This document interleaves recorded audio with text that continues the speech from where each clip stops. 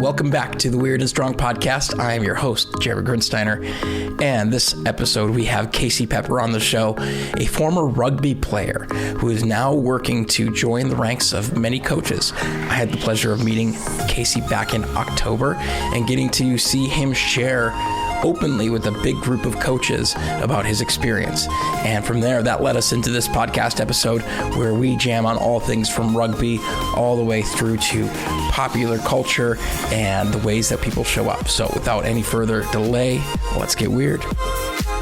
Casey Pepper, welcome to the Weird and Strong podcast. How are you doing today, man? Oh, dude, thank you, Jeremy. I'm doing great. Loving life. We got a little bit of sunshine, some gray clouds. So it's a great day. It's a great November day in Western New York. I'll tell you that. Yeah. It's very, very similar here today. I was out with the dog and got to enjoy some sunshine and soaking up every last little bit of not winter. Yes. Oh, absolutely. Cool. I have a weird question for you. Are you ready? Oh, I'm ready. Okay. If you could be haunted by a ghost and you get to pick who that ghost is, who would you pick? Oh, wow. That's amazing. I go to okay, what super cool historical figure out there? I'm like Abe Lincoln, like Custer, somebody that can tell me something, right? You know what? Nikola Tesla. I gotta go there. Tesla. Yeah. I want to know, I have over the last few years, I've become an absolute truth seeker. And if there's anybody that knows what the full truth is, in my opinion, it's him. He knows. There's too much of his stuff covered. I also like conspiracy stuff. So I think too much of his stuff is covered up. And I think it just having some awesome, assuming I get to have the conversations with him, not just him, like knocking things over. Randomly using his ability to like funnel electricity into random spots and or for some reason pigeons start following you everywhere. Right. Yeah. I personally I love that so much because I also am a Tesla fan. I have Wardenclyffe Tower tattooed on the inside of my arm. So yeah, I dig that a lot. Yeah, that's super cool. I would really want to tap into his knowledge on the theory of 3, 6, and 9. Just like throw a rock at whatever topic. I would just like to have an iota of what he understood and knew. Yeah. Yes, for sure. So you talked a little bit about, this interest in Tesla and interest in conspiracy. What are the ways that you show up unconventionally in the world? What makes Casey Pepper weird?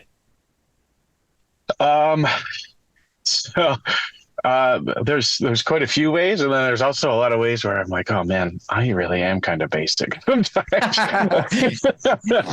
know what? It's one of the most common things when we get started with a lot of people are like, I don't feel like I'm weird enough. And I was like, okay. It's okay. Everybody's weird in their own way. And absolutely. Yeah. So yeah. So I mean, for me, I've always been a huge fan of the snowfall, the winter, the cold. I'm getting a little less tolerant of that as I get older. I think I caught I caught hypothermia in a rugby game, and ever since then, my bones just haven't handled the cold quite as well. Like, oh, okay, an extra layer here, a couple socks and whatnot. But as I'm getting older, I've noticed a lot of my friends and a lot of people that around me are like, and the general population are like, we're moving south, we're getting out of this cold, and I'm like, I actually think that this is going to be the place to be. If you like, I don't like cities. I live in a moderate sized city. So, I mean, the conveniences and whatnot, but I love the idea of just getting out, having a couple acres, having my own spot and just being that independent. I'd love to start like a little compound with some friends, some like-minded people that, know. And so where I think that is weird, I don't know if that's weird or not, because in my circles, that's starting to become more and more prevalent of a thing. Like people are like, I think I just want to, break away from the matrix and like just be a little more self-sufficient. Like I was talking with a guy at work today about, these people that were like, he's got a home, we've got a home. So we're similar there. It's just like all these other extras and things that, these simplicities that we, financially pay for that they don't. And they're out there just like, just as happy or happier, growing their own food with a little bit, with far less. So, I guess that's where another spot I'm a little weird. Like I'm constantly trying to reduce, reduce my footprint and I'm not talking carbon. I'm just talking about like the things that I own, the impact that I have on like my little area. And, at the same time, right, what we're doing, I signed up for the Enlifted level 1. We're also at the same time trying to expand our footprint and our impact, right? But and do that positively. So, and I tell people that I'm going to be a life coach, and they're like, "So you're just going to tell me how to live my life, right?" I'm like, "No, no, I'm not." Yeah. But yeah. So that's a really interesting thing. Like, just from a concept of this, wanting to gather with the like-minded individuals and create like a little settlement or something like that. It's like if we rewind back, 150 years. I was like, that's just what everybody was doing anyways, of like, settling the countryside, creating little towns. Like that's like the story of the Wild West in as it sits, or like the story of the founding of the US or even just like human civilization period is like, oh, hey, we found this cool little spot. We're going to gather together with my family and a couple other families. And then all of a sudden it turns into London or like Paris or like, right. It's like we forget that's how all of these things start. And it's interesting how we convince ourselves that that's like a modern novel thing now in hindsight. Yeah, right. So yeah, essentially what we just talked about is we'd like to start over. We'd like to start everything over again. Yeah. Right. Yeah. They'd be like, we'd like, redesign. And maybe that's exactly what the world needs. Like, yeah, it's okay to have cities and this and that.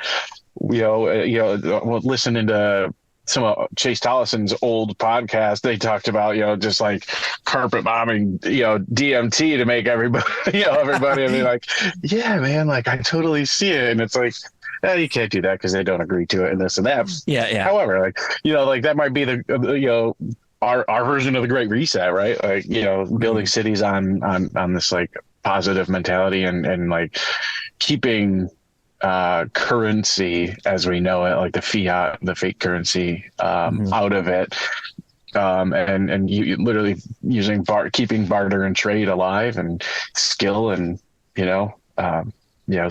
Yeah, it's been an interesting thing.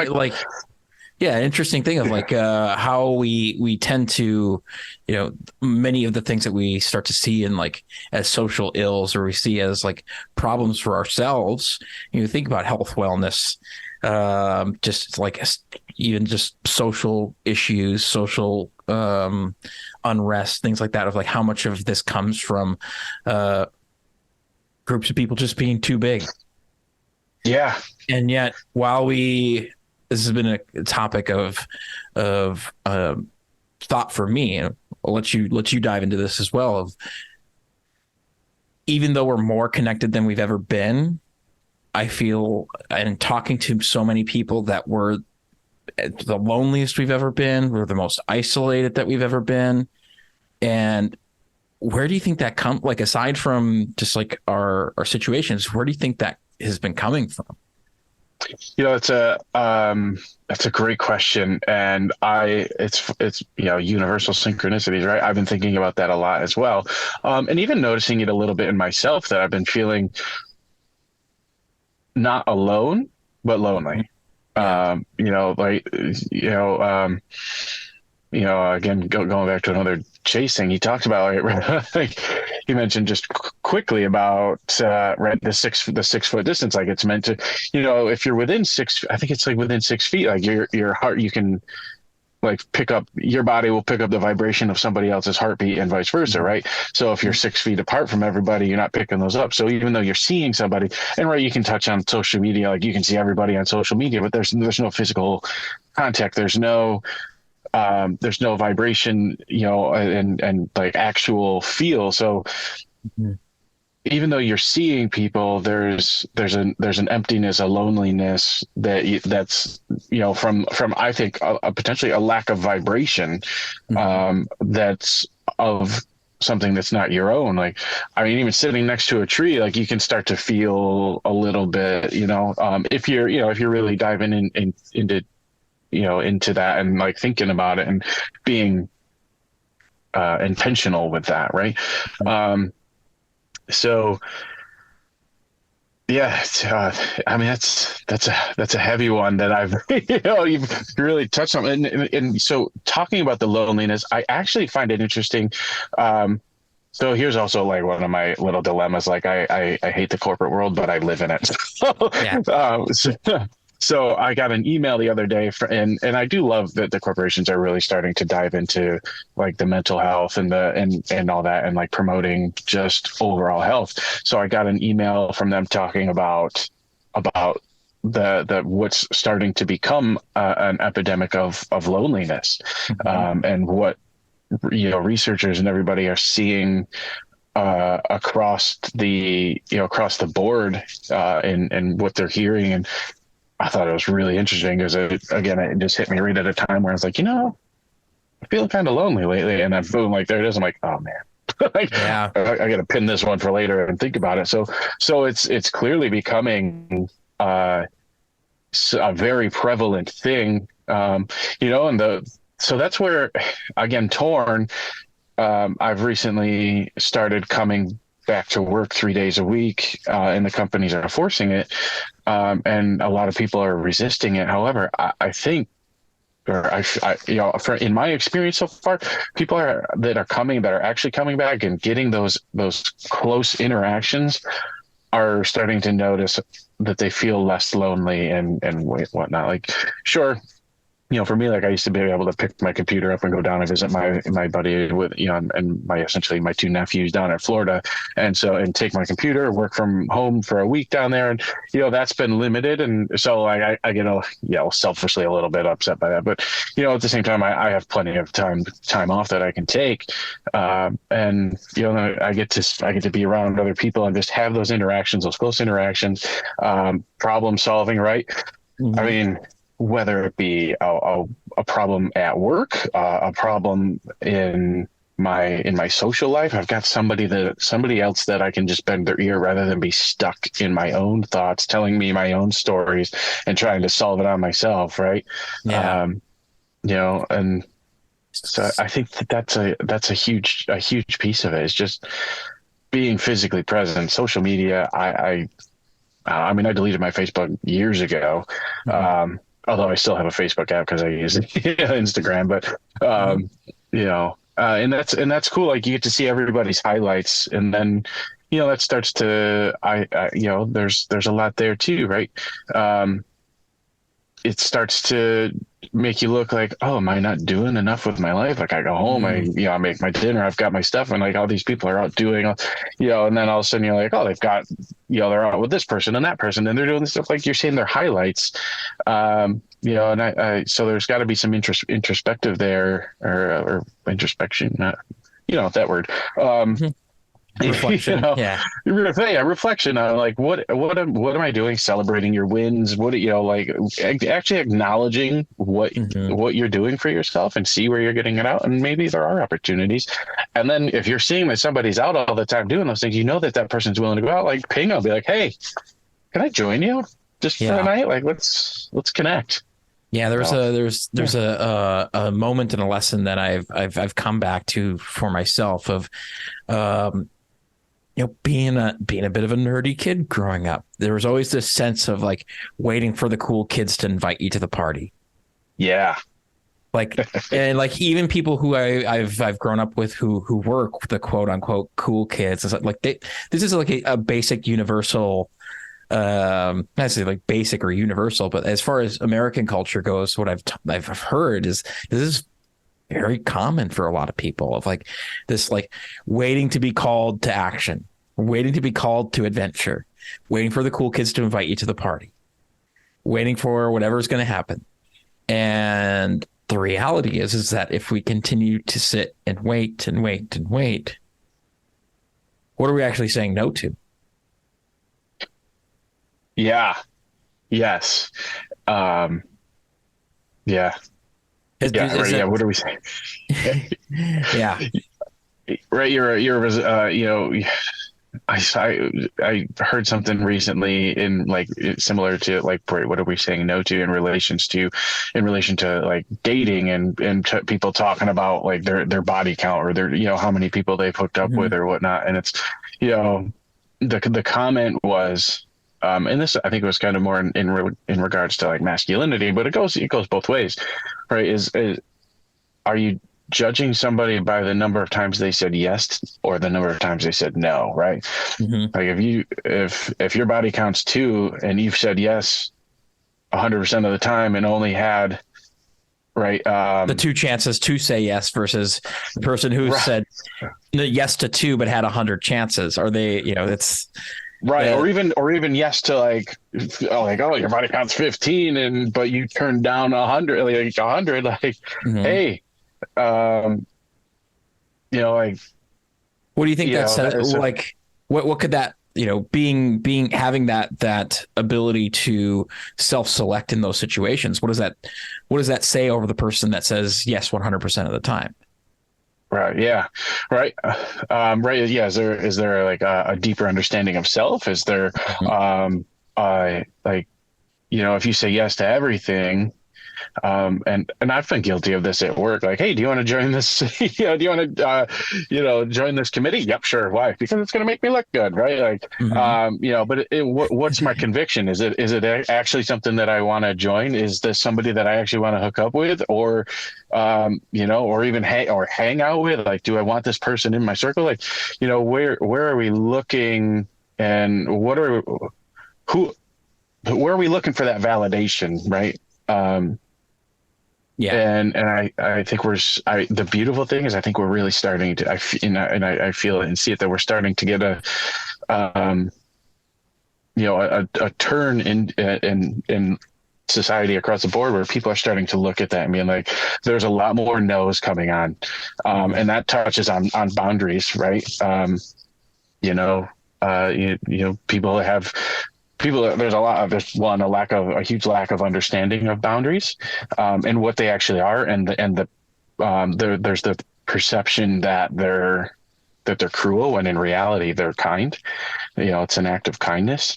um and then and so like saying no, like you're protecting yourself, you're protecting somebody else because there's not a true interest there, right?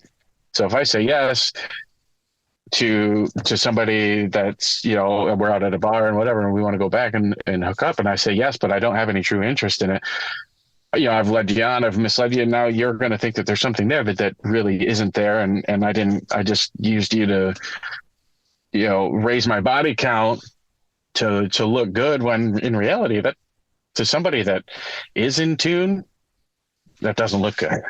you know Yeah. like Yeah, absolutely. Taking our focus back a little bit more onto you. yeah So, like, yeah we've talked a great about like a bunch of higher level topics and things that are interesting for both of us.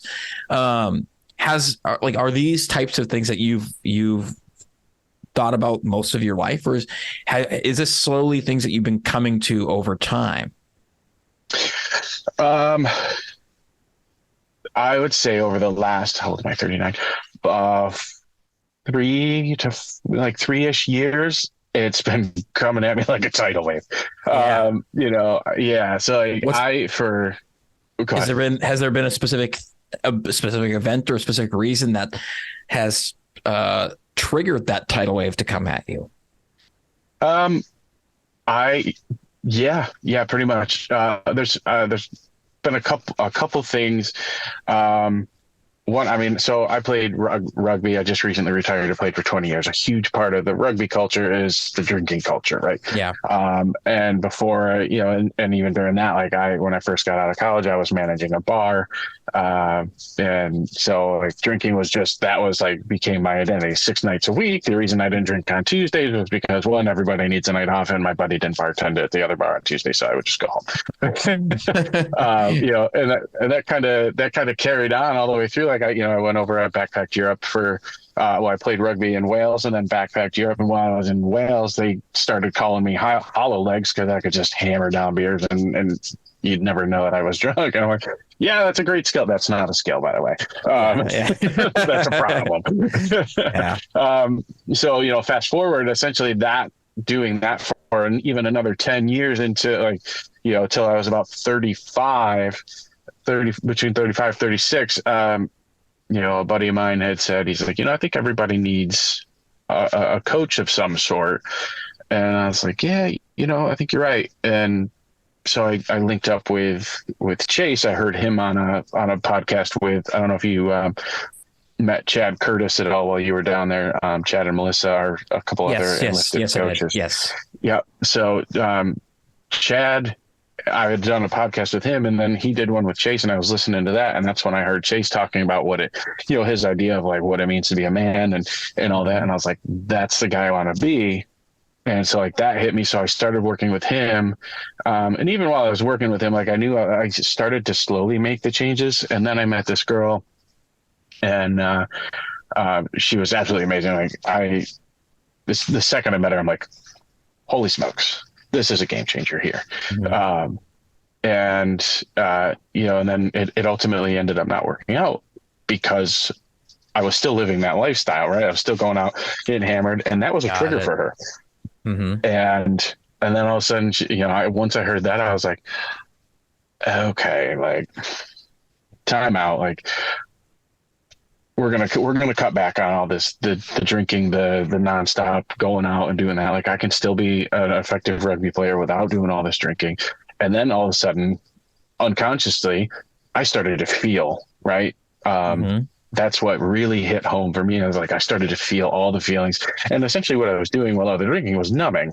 Right. Mm-hmm. And then in allowing myself to feel, I started to get really curious, and some of that, I had a roommate at the time he was really deep into a lot of the conspiracy, and I would take those in, try to break them down and whatnot. And then, but a lot of that led into, again, going back to like, hearing about what Tesla actually is, and then, discovering, figuring out what it is to be a man. And it's not the guy that's going out and getting hammered all the time. And so, again, talking about the body count and all that. And, and it's like when you get like that was those 2 points that were within a year of each other were the catalyst for me to just be like, shed and drop this, perception of what I thought a man was, and like completely reformulate it, and learning boundaries, both like with family, with friends, with myself, with food. That was a big one. Still is, and then just being true to that and learning to say no, so those were the catalysts. And that was about 2.5, 3 years ago. And from there on out, I've just been drinking through a fire hose, trying to take it in. I linked up with, just the Enlifted podcasts and, listening to Mark England, and then going down to the Enlifted event. And I was like, okay, this is a whole new world. It felt very similar to rugby, right? Because it's just like a large group of humans all going towards a common goal and having, very similarly mindset, but nobody was numbing themselves, and there wasn't any drinking. It was just sharing, and it was all like just huge positive vibes. And like, I think I found my new culture here, right? Yeah. So yeah. In that experience of getting exposed to the Enlifted crowd, you got pulled up on stage. I did. Tell me more about that. What was, tell me and the audience about that. Like, what was that experience like for you? Oh, so So this was the last day of the Unlifted podcast, and or the Unlifted live event, which if anybody's listening to, whether you're an Unlifted coach or not, like if they're going to do another one next year, is my understanding, should absolutely go. It's a world-class event. It's wild. And I was not paid for that promotion, but so it, like, I just had this like life-changing experience while I was down there with the breath work and everything. And so I was like, the last day, Mark said he was going to call me up on stage, and it's like, I'm sitting here and I'm just basically like very raw. I felt just so raw, like a fresh wound, like ripped open. And I'm like, oh, okay, like, all right. Like, I was excited to go up. It is like amazing because I'm up there in front of these guys that are world-class coaches, and, they don't need to hear me talk. Like, they know what they experienced, so there was an imposter syndrome a little bit, but, so I get up there and Mark asked, his first question was, what did this weekend mean to you? And I just started crying right away. Like, I couldn't hold it back. I just started, it carried on from the Saturday night, the breath work, and this letter that Mark had everybody write, where we write ourselves a thank you letter.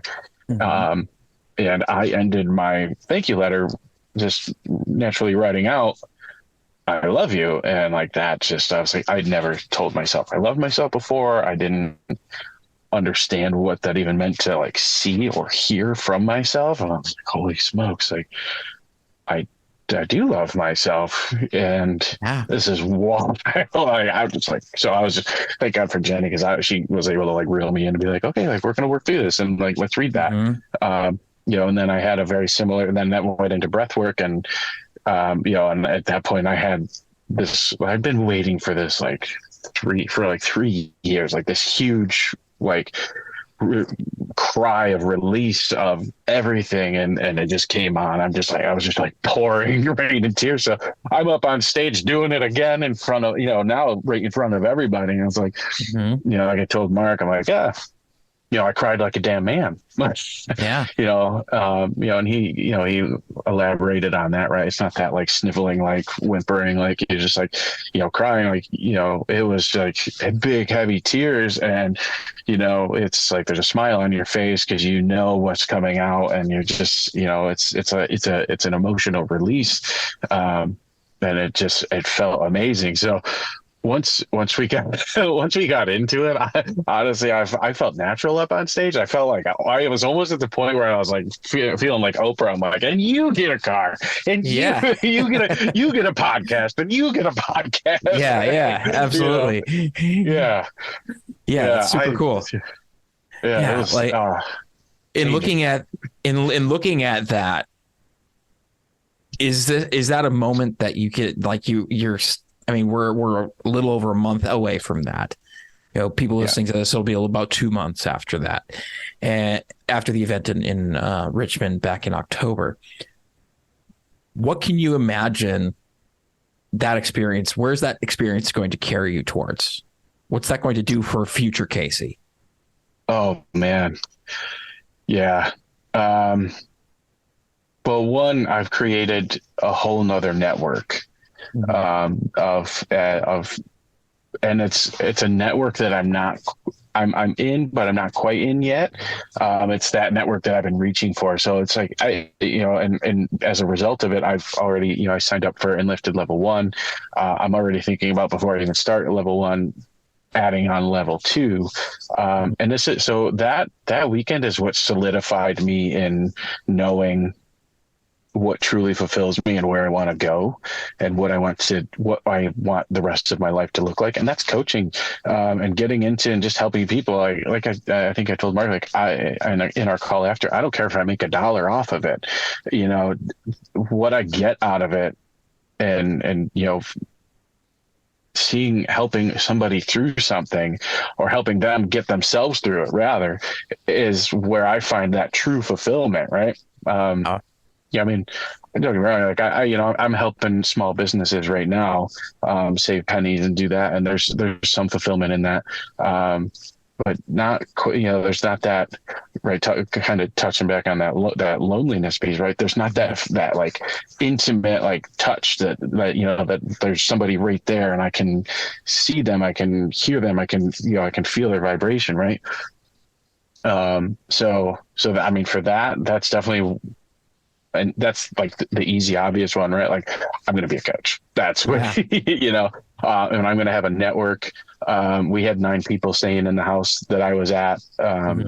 And we still all keep in touch.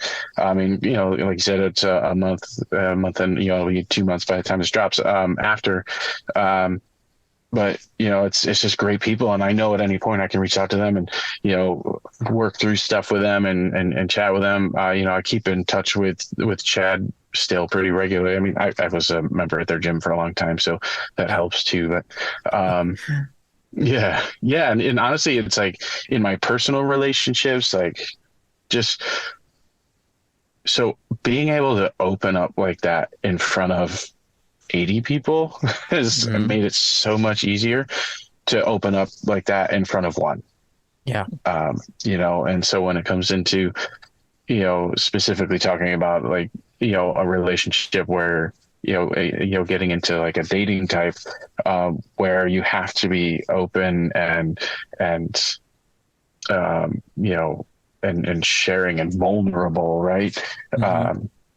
That's allowed me to really feel it and really like it took me to another level, another depth of being able to offer that to somebody.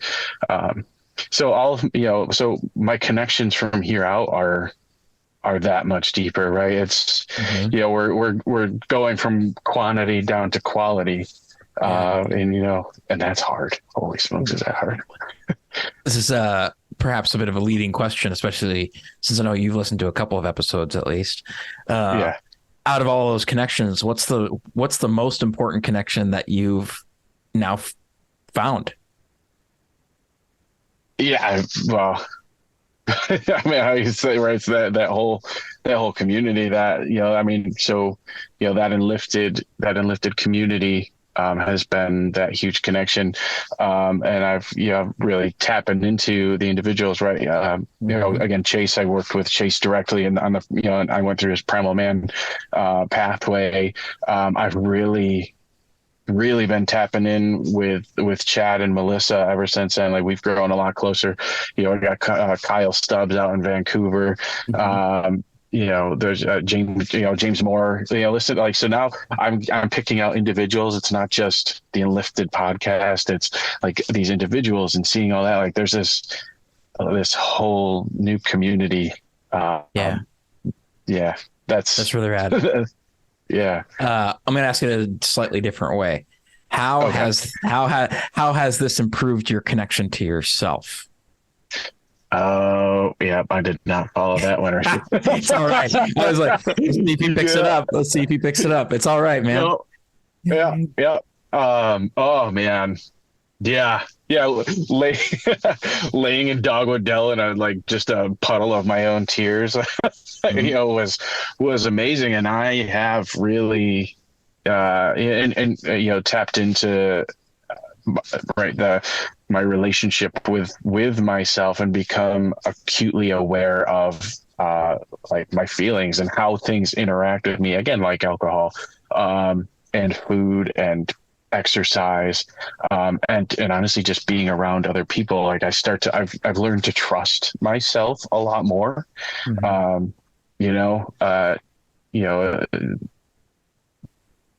Just feeling, right? You get a feeling, and a lot of times you're like, I don't know, that doesn't match up. And then it's like, oftentimes it's like, oh, that was right.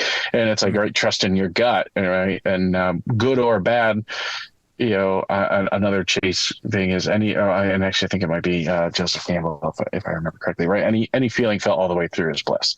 Correct. Yeah. So, whether that be a good feeling or a bad feeling, like, to fully feel it. And I have embraced fully feeling everything, and just leaning into it. I've been able to lean into myself. So yeah. Eric and Jenny were talking about in the relationship, a breakout session, in order for there to be us, it has to be you first, right? You have to take care of yourself. You have to understand yourself. And then there's the concept that you can only offer somebody as much love as you are willing to offer yourself, right? Mm-hmm.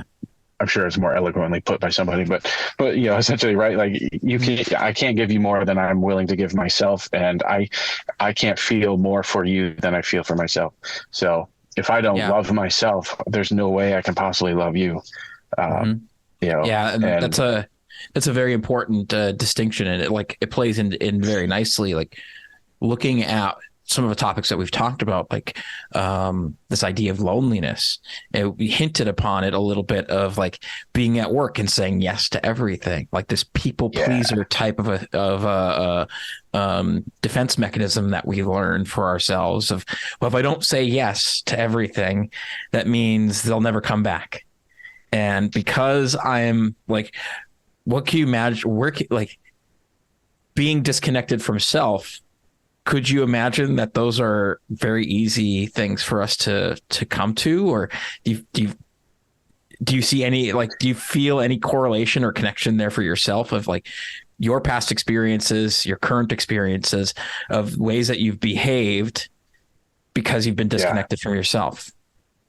Oh yeah, absolutely. So yeah, I mean, that's the hard part, right? Is the integration of the connection to yourself. Mm-hmm. And it's also the really cool part, because you get to actually you come back to see all of the things that your disconnected self had done, and is looking at. And, again, so like right now, I am a part of every group that has come my way at Paychecks, because I'm like, oh, that's how I get ahead. And, that's how I, make sure that I'm seen. And it's like, well, I joined that to say yes.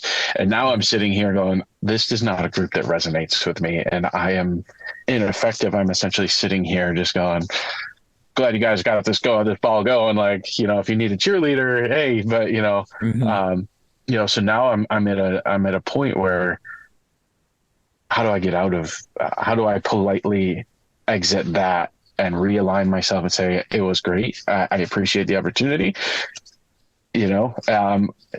Though there are going to be better places for me to serve and be served. Like, so, that's a cool integration piece when you come back and you start to see all that. And there's a lot of awareness and a big, a wake up there. Right.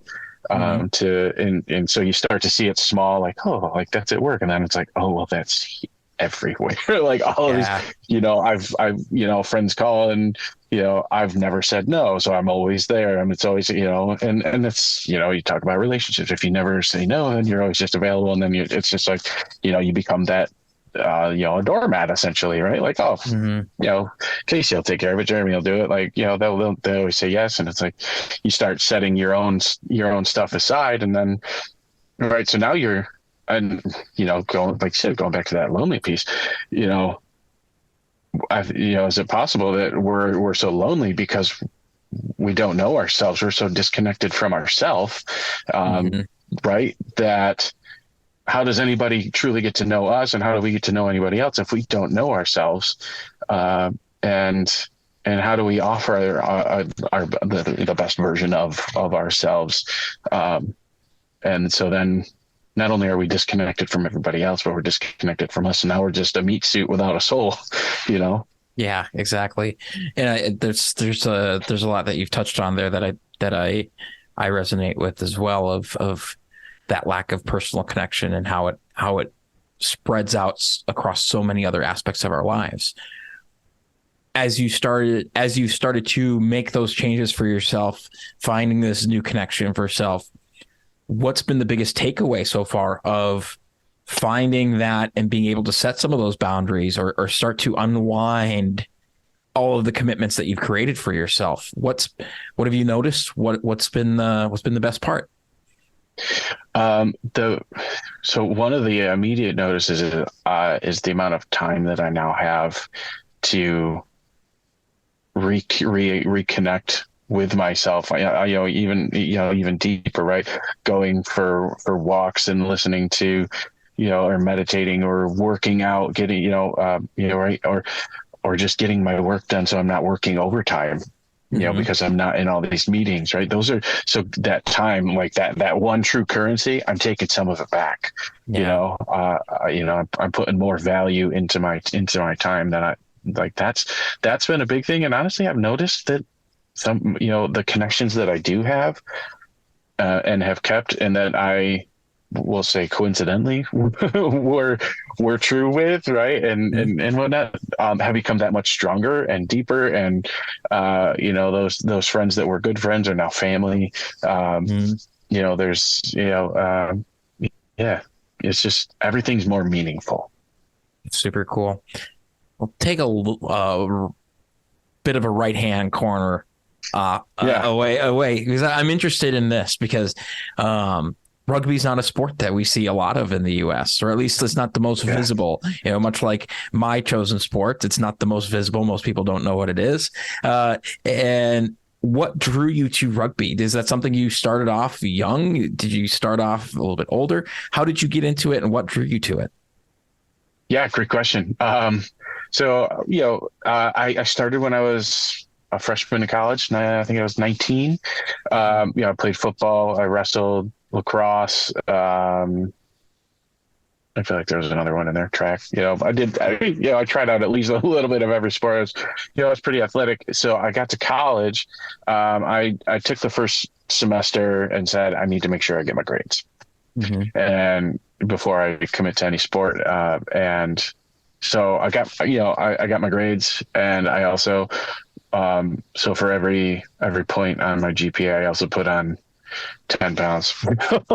So I had a 3.5 and I put 35 pounds on. I was like, okay, I need to figure something out. And there was a rugby team. So I was like, okay, soccer, basketball, rugby. It was a small school. It was like 800 students.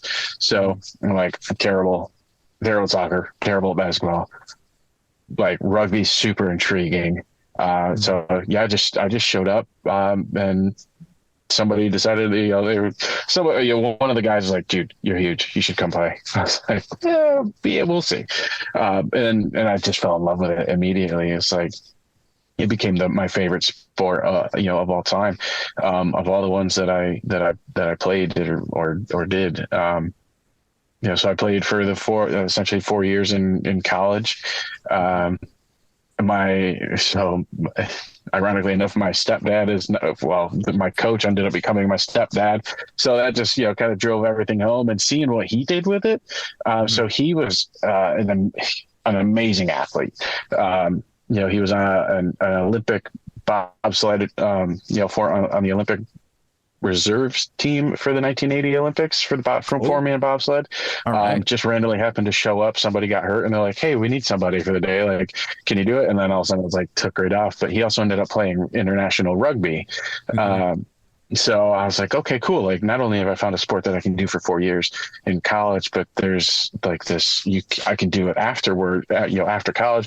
And it's not like you have to be drafted. Like there's men's teams all over the place, and it's just show up and be willing to play was really, really all it took. And I started to get pretty good at it. And so I just carried it on. I got the opportunity through one of the teams to go over to, and like kind of on an exchange program for, with another team over in Wales. And so I went over there and played, and I came back a completely different player and with a completely different level of commitment and everything. And was that something like did playing in Wales in the UK feel drastically different than playing here in the States? Oh yeah. Yeah. The pace at which the game moved was a lot faster.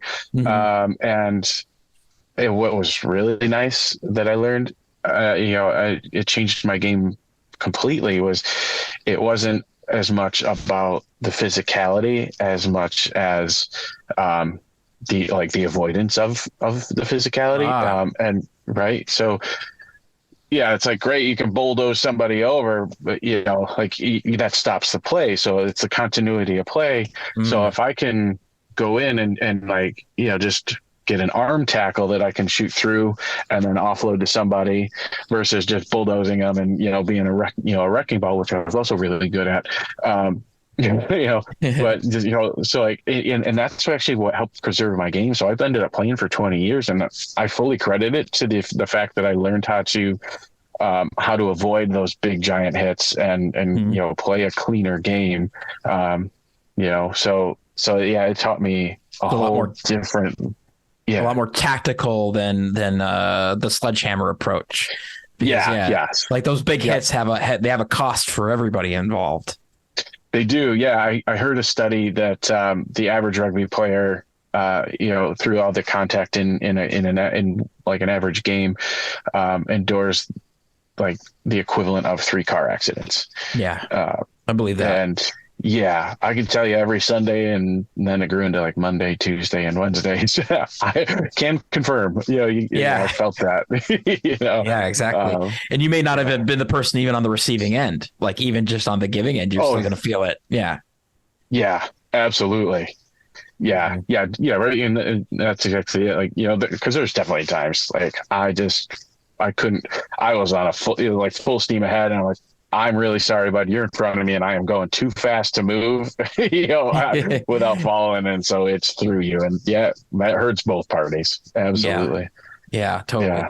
What was that moment like? You said 20 years. That's a hell of a career in anything, really. It's from a time period standpoint. Yeah.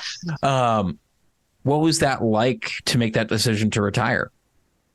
It occurred over 4 years and 5 different retirements, but it was really hard. Because you get concerned, right? Because it became my whole circle. So to step away, and I'll admit, like I had a couple years left in the tank easily. So the reason I retired is I started to notice a diminish in the return on investment that I was putting into the game. He's showing up for Tuesday, Thursday, Saturday practices. There's Tuesday, Thursday practices, Saturday games. And then I'm in pain until Wednesday. And honestly, like the work that we talked about that I started 4 years ago or so, is kind of that's what helped me be able to take that step away and also see where I was coming up short in my goals of what I wanted to be as a human. I wanted to be more than just, the guy that threw the parties and ran people over and, was a great rugby player. Like there had to be more than that. There had to be a bigger depth to my character than that. I certainly struggled with that. Even after I had retired, I went back and I was like, I'll just play, one more game against the team that I initially started with. And then that led into, I'll just play one more game. And then they're like, we have these regional playoffs that we could really use you for. And I was like, all right, cool. And then after that, yeah, so that was actually my last. I finally, that one was my last game. I was like, okay, I made it to a championship. We didn't win, and that's okay. I just started to notice a lot of things about myself and like where things were going and what I wanted. And I was like, this is a great walk-off point, championship game regardless, right? Like, there was just some things that the team was turning over. I was, definitely one of the oldest guys on the team, which never really was an issue. I just started to notice I was going in a different direction, and before I had said, no, that's not a direction I want to go in right now. I want to finish this out. Like I decided to actually follow that path this time and say, you know what, let's see where this goes. Yeah. So I do still have, there's 2 teams that I'm linked with that are travel teams. So I can pick up a game here and there, and that's the beauty of it. Like there's a tournament up in Saranac Lake where they have a game that's like 60 and over. That's super cool. You can always kind of, Yeah, you can always Yeah. kind of grab a game. Yeah, but you're coming at it But from the aspect of playing it for the game's sake versus the grind and the achievement. yeah, yep, Mhm. absolutely. And and that's where I looking at the that and lifted event with the 9 people in the house. I'm like, holy smokes, this feels like an away game. This Mhm. is really cool. So I've started to see some synchronicities there, and that I can still have that same feeling, and put it, now it just might be on a higher plane. The conversation's a lot different. There's a lot more, depth there, and more feeling, right? And it was funny. Like the whole time I'm down there, I'm like, we should be getting beers. Like there's 9 of us in the house and we're having a great time. Like where's the beers? And somebody Mhm. did we ended up grabbing a 4-pack of the Guinness Zeros, like the NAs.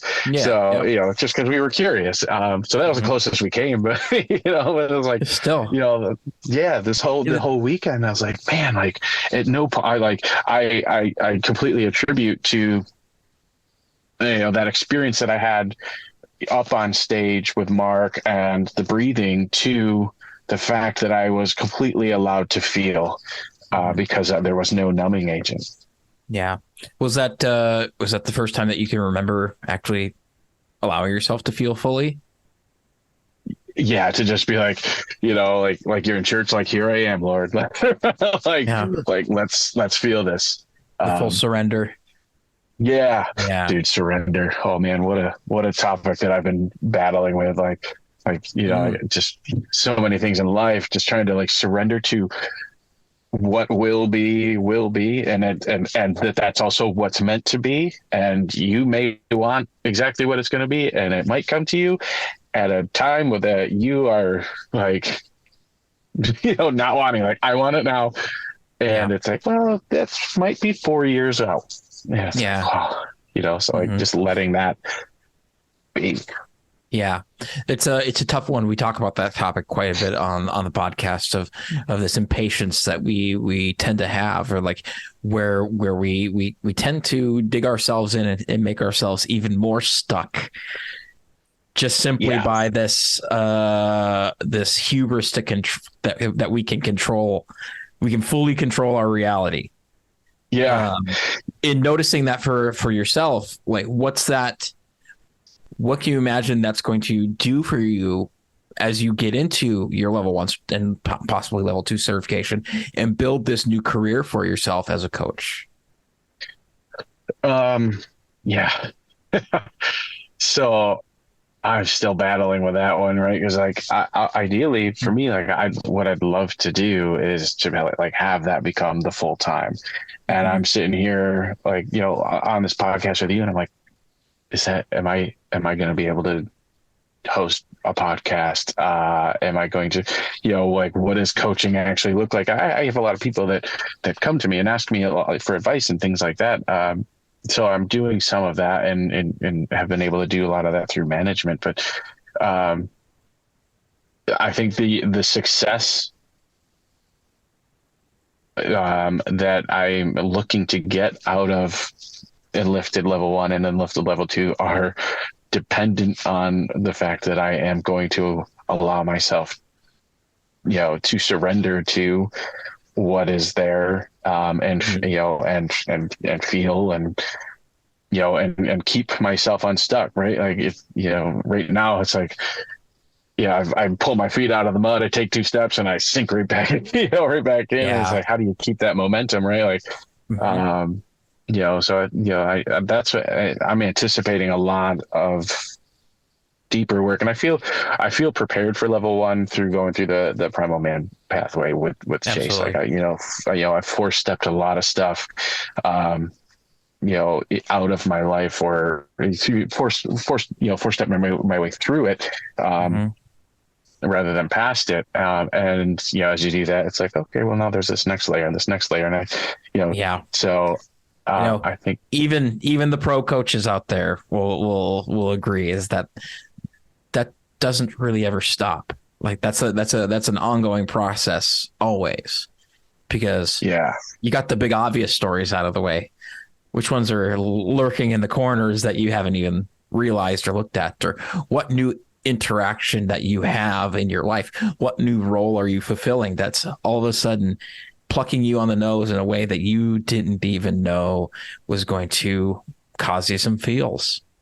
And yeah, having the tool set and having exactly like you said, having a network behind you of people who are willing to listen, people who are willing to tell and share their stories as well. It's such an underrated portion of life that many people are missing. And it's rad to hear you going through this, because circumstances different.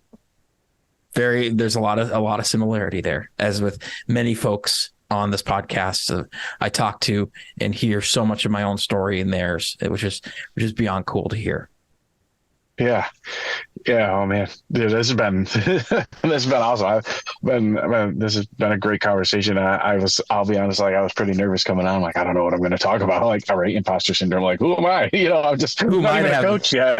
Yeah. It's all right. Yeah. There's many people. And so like the other part of this is, there are many people on this podcast that aren't coaches, because this isn't necessarily always the podcast for coaches. And, for you and for those listening, is that what we're looking to achieve with the Weird and Strong podcast is to continually showcase people doing unconventional things and living unconventionally. Even being somebody like you who's living a conventional life in corporate America, you're still dipping your toes. You're still being yourself, which in of its own right is the most unconventional thing you can be. Yeah, which is wild, isn't it? Yeah. Just like being your most conventional is the unconventional piece. Yeah. In a world full of people trying to be other people, being yourself is truly weird. Yes, dude, I love that. Man. That. Yeah. So a question for you. Well, I have two questions for you. Yes. You said that your sport is also relatively unknown. What sport was that? Weightlifting, Olympic weightlifting. Oh, okay. Yeah. Okay. Yeah.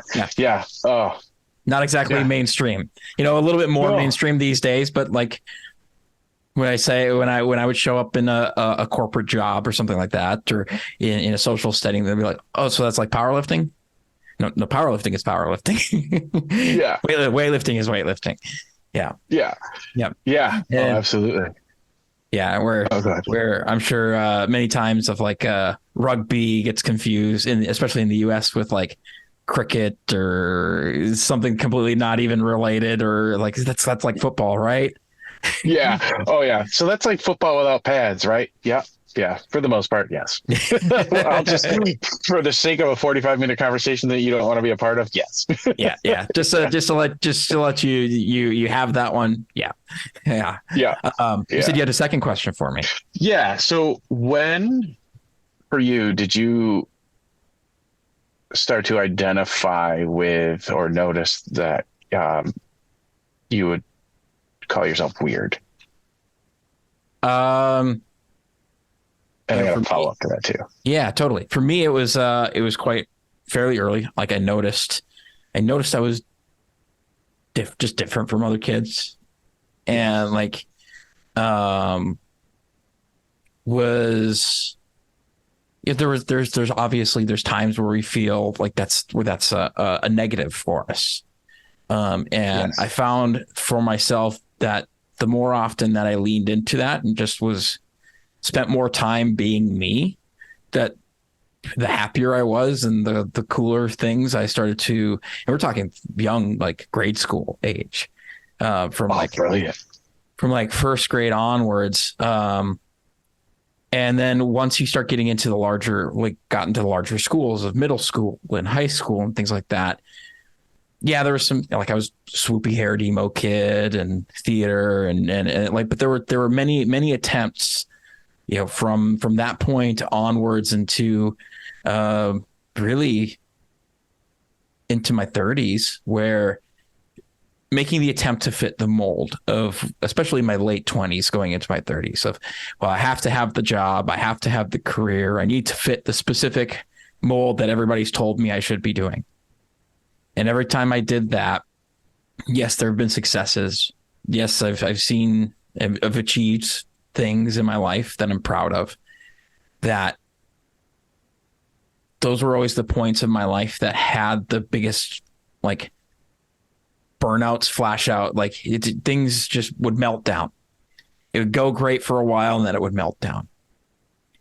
Yeah.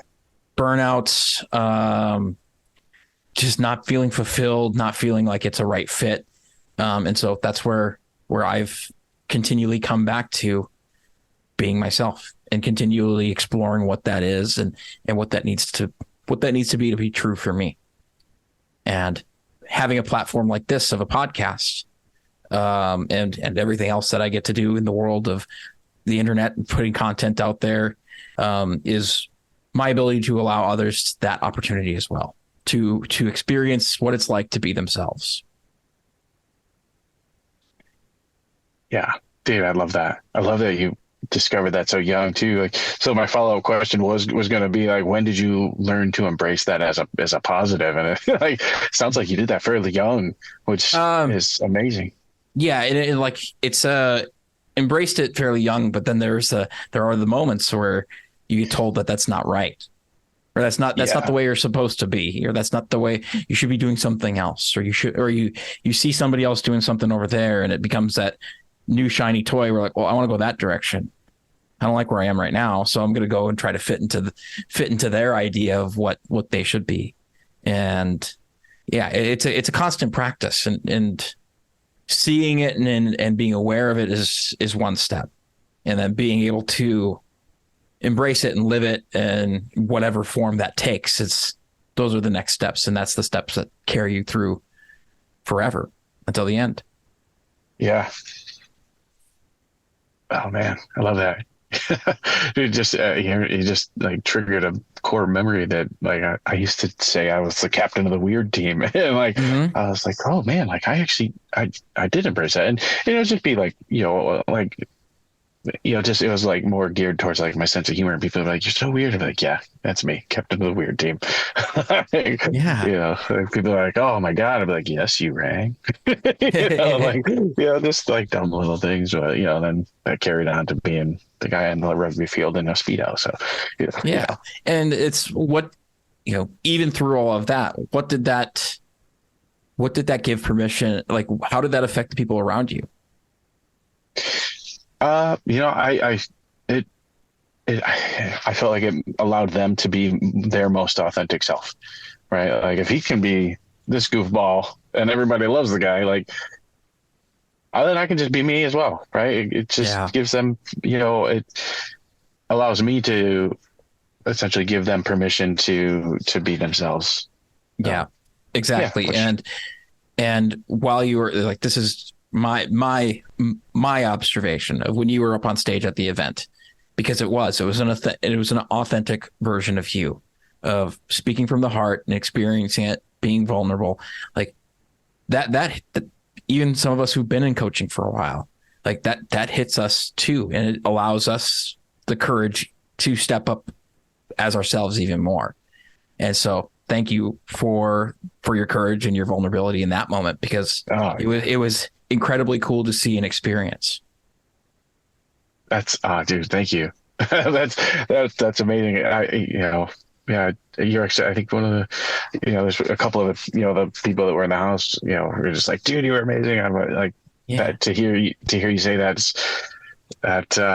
brings me right back to the moment. Makes me like want to like just continue on, right? Like start and keep going, right? Exactly. Yeah. As we come up to the end of our time today, keeping ourselves on the clock, any final thoughts, any final nuggets of wisdom that you want to share with the audience? Oh man, we've touched on a lot, and a lot that like means a lot to me. So I mean, honestly, I hope even if one person hears this and gets something out, it gets one thing out of it. Like to me, that's amazing.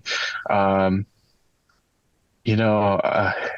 guess my final thought would just be, and this is again something that we just talked about and continue to work on, is discover, if you don't know yet, discover who your most authentic self is, and then start aligning the rest of your life with that. And that, no matter what, there will be days of ups and downs, but you will find that you're happy. Absolutely. And if you're struggling with that, we know a couple of guys you can at least have a conversation with to point you in the right direction, right? Absolutely. Yeah. Awesome. Oh, definitely. As I know you're just getting started in the coaching world. Anything that you would like to promote? Anything, if people want to get in touch with you, how can they do that? Yeah. So, I don't have anything professionally set up yet, though I have an Instagram. It's my personal Instagram. It's Sultan Pepper, just like the King, SULTAN, Sultan Pepper 369. So you can certainly find me there. That's pretty much the only social media I have. Okay. All right. Yes. Yeah. So yeah, you can connect with Casey there, and we'll keep an eye out there for what's to come. I'm excited to see how that path takes you as you become and embrace being a coach. Cheers. Thank you. Yes. And I'm excited to share. To definitely. So yeah, I appreciate you having me on. Likewise, man. It's been an absolute pleasure. Thank you for being here. And most important of all, thank you for being you. Yeah. Cheers. Thank you. And same. Yeah. Same. Awesome. I love this podcast, man. I love it. Cool. I appreciate that a lot. And for all of you listening, much appreciation for you listening all the way through, especially. So thank you for being you as well. And until next time, most importantly, stay strong, folks, and stay weird.